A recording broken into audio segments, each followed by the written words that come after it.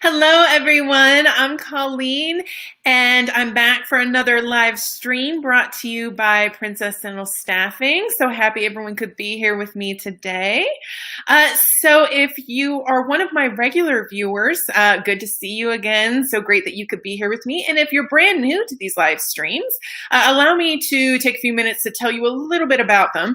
So these live streams are brought to you weekly on Wednesdays. Okay, they're brought to you by Princess Dental Staffing, like I said. And in these streams, we cover topics relating to starting or advancing your career in the dental industry. Okay, and we offer some tips and tricks, insights, and food for thought in these live streams. So if you don't want to miss out on future streams, be sure to follow our page or subscribe to our channel.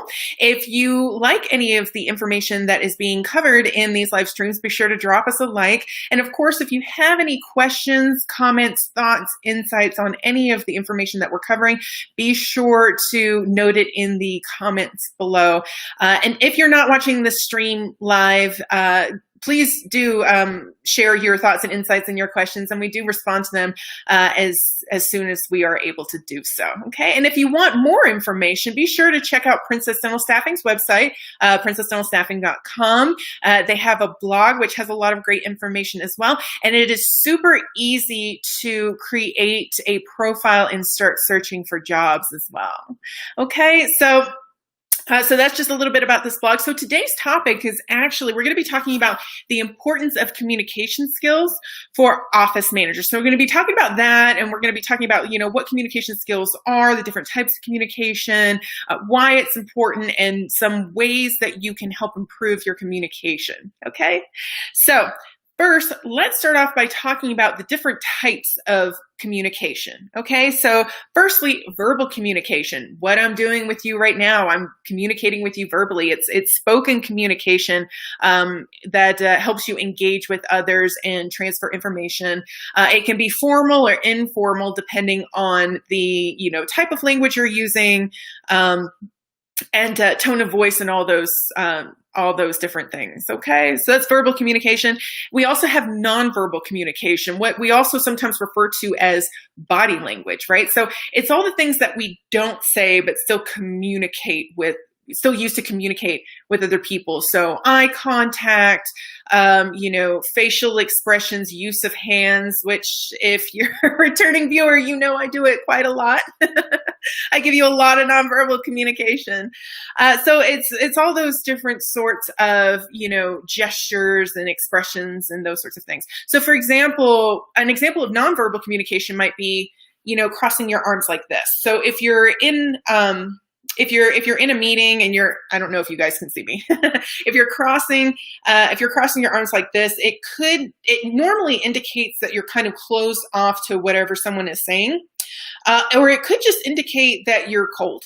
But even if you're just cold and you're kind of, it's cold in this room and I'm kind of, crossing my arms like this, it can still communicate to somebody else that maybe I'm not as invested in what is being said as other people. So nonverbal communication is very, very important, even if we don't necessarily recognize our nonverbal communications all the time. It's a really great idea to do so, just so other people aren't interpreting our cold nature to not being engaged in what they're talking about.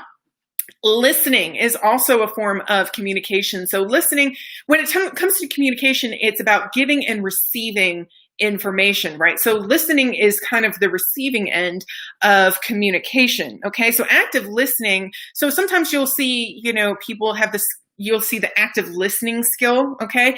And that's a really great skill to have. I've done previous videos on active listening and talked a little bit about it. But just as a quick refresher, basically active listening means that you are engaged with the other person or other people, and that you are actively listening to what they're saying, that you are attuned to what it is that they're trying to tell you. Okay, so one of the things that I always recommend in order to have those good active listening skills is to ask the person what they mean. And what I mean is, and I've kind of gone over this in other videos, but basically, if somebody's telling me something and I'm not sure that I'm exactly on the same page as them, what I might say is, okay, so what I'm hearing is that you're saying whatever. So just kind of do a brief synopsis of what it is that you thought that they said. I'm hearing that you're angry because of, this thing that happened or something like that. Okay. So that's a great tool to help you support your active listening. Okay.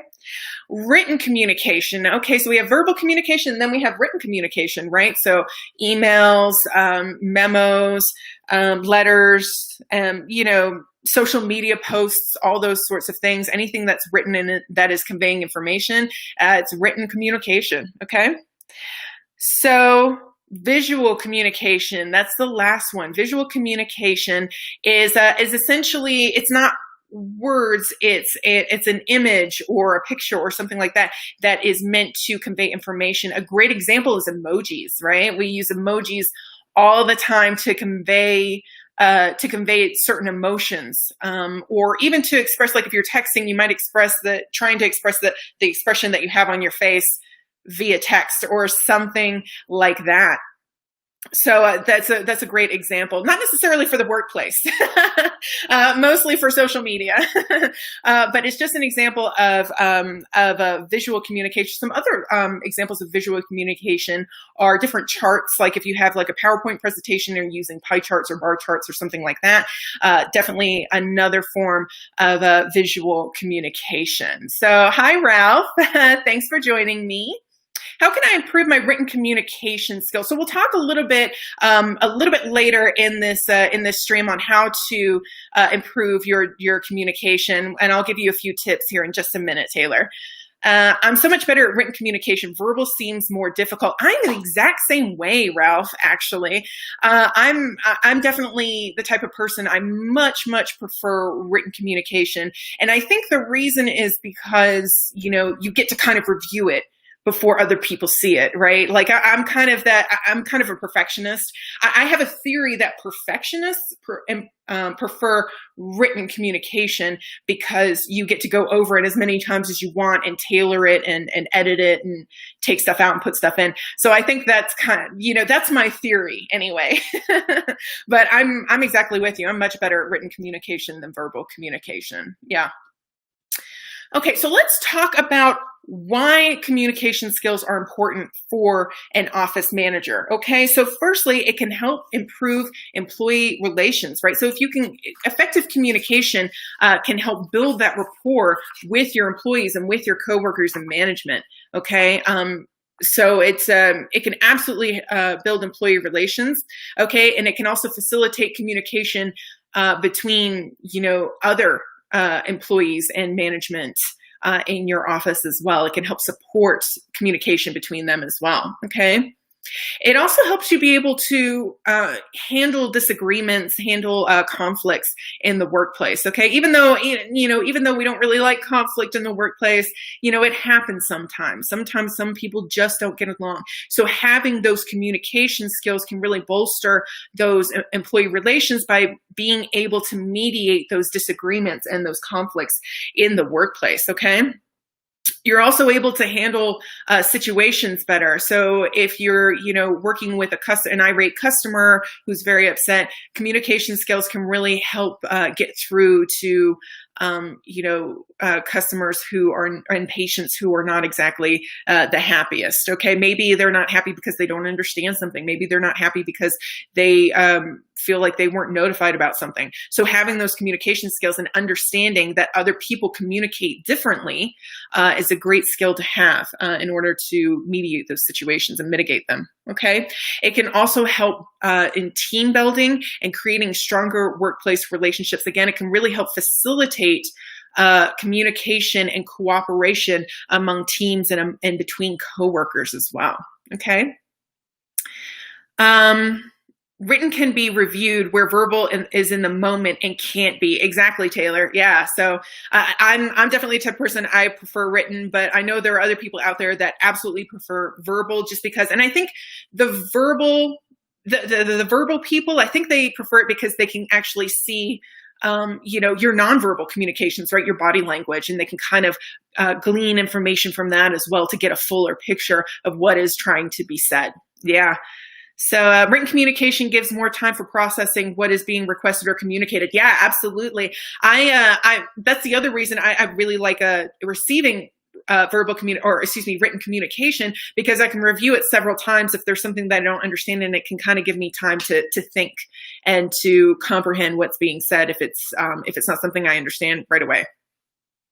Can communication skills be learned? Yeah, absolutely, Taylor. And we'll talk about how we can improve that here in just a minute. So why else are communication skills really, really important for office managers? Because they can increase productivity, right? So proper communication in the office leads to productivity on individual levels, okay, as a whole. And then office managers can also provide clear plans, strategies, communications, and be able to communicate, what needs to happen, where we're going.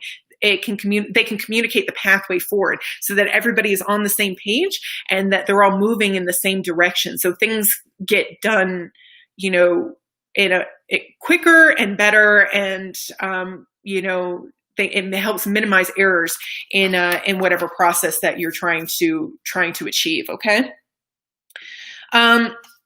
So office managers also need to know how to implement strategies. Okay, so again, communication is really spot on here, like that sort of change management, especially if if we're implementing a new system or reorganization or engaging in a reorganization. Communication is going to be necessary so that we can implement those strategies, and again, that everyone is on the same page and everyone is aware of their part in the process. Okay, they know what they're responsible for and they know what's expected of them. Okay.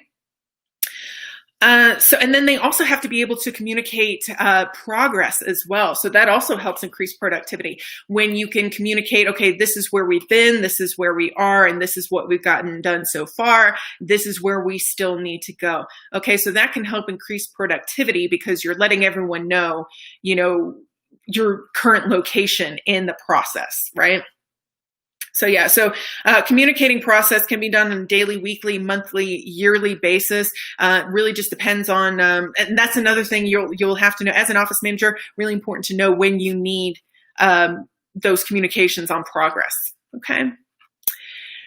So another reason that communication skills for an office manager are so important is the proper delegation of work. Again, you really need to be able, as an office manager, to delegate work and let employees know, again, what their part is, where they fit in the organization, and what they're responsible for. If they don't know, they can't provide. So communication is really important in this area in order to make sure that everybody's on the same page and we all know what is getting done. Excuse me. Okay, so every employee needs to know what is expected of them and what their responsibilities are, what they need to contribute to the office. And if there isn't communication in this area, there's going to be a lot of confusion. There might be things that fall through the cracks and don't get done. There might be things that get done more than once, right? Which is just a waste of time, right? If we've got more than one person doing the same thing. So absolutely want to make sure that our communication is clear and concise and easily understandable when it comes to your employees and their work delegation and their responsibilities and duties. Okay. So lastly, higher team morale. So morale is I'm definitely a believer that morale, as soon as morale dies, that's the quickest thing that can lead an office to disaster. Okay. Employee morale is very, very important. And when it comes to communication, office managers, if employees don't receive good communication and they become confused, they can become unmotivated, and that just leads to poor feelings about their place of employment. Okay. And that kills their morale. Okay. So make sure that you are clear and concise in your communications, and make sure that you're giving regular feedback and updates. Okay. So that your employees are kind of, again, aware of where they are, where they fit in the structure, and what they're responsible for. Okay.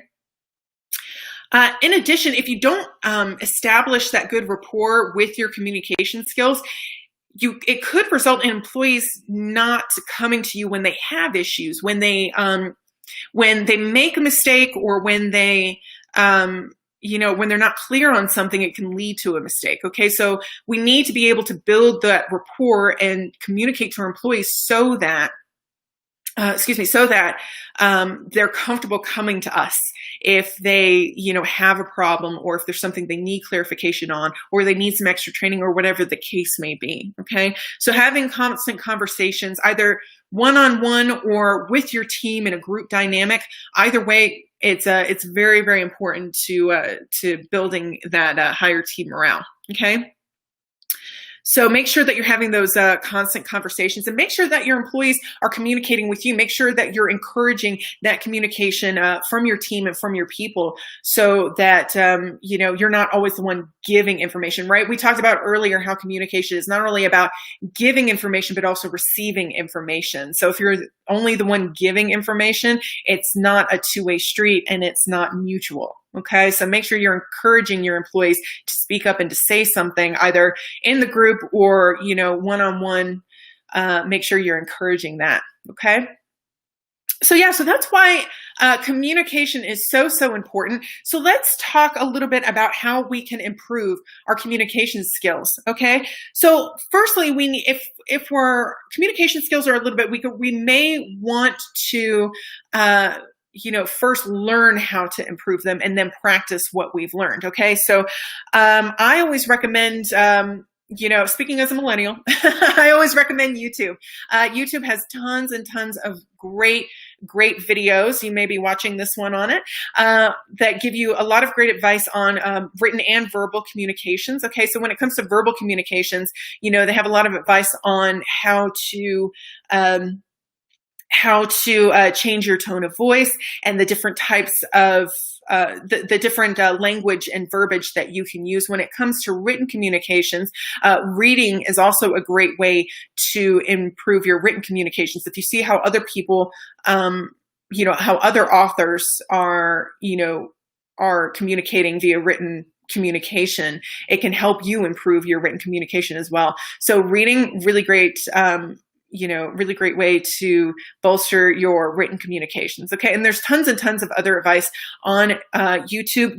There are also Facebook pages dedicated to communication, and you can also join some associations. There are associations out there that can help you bolster or improve your communication skills. Toastmasters is the one that always comes to mind for me. Toastmasters International, you can always check them out as well. So that's how we can learn to improve our communication. But step 2 is always, always, always going to be practice, practice, practice. Practice makes perfect. So once you learn some of the other skills that you need in order to improve your communication, make sure you practice them with your friends, with your family, with your coworkers, with your team. Practice as much as you possibly can. And then lastly, ask for feedback. It's such a simple concept. Always ask for feedback, but you'd be surprised how many people kind of, overlook the feedback portion, right? You'd be surprised how many people don't ask for feedback and just assume, okay, well, I put this stuff into practice, so now it works. Okay. So, make sure you're asking for feedback. Make sure when you're talking to a team member, okay, did you understand what I just said? Or is that clear to you? Or, do you need further guidance on this? Make sure you're asking open-ended, as many open-ended questions as possible, asking for feedback on what you just communicated. Okay. So feedback also really great way to kind of see how those skills that you're using to help improve your communication are actually working. Okay. So that's, those are just some ways to improve your communications. So If you have any other thoughts, like I said, if you have any other thoughts or comments or questions, be sure to add them in the comments and we will answer them as soon as we're able to do. But that is my topic for today. And those are all the things that I wanted to cover with you. Again, if you think of anything later, go ahead and comment. If you like this content, be sure to drop us a like and follow our page or subscribe to our channel. So thanks for joining me, everyone, today. I hope you have a wonderful, wonderful week, and I will be back next week with a new topic. Have a great day. Have a great week. See you soon. Bye.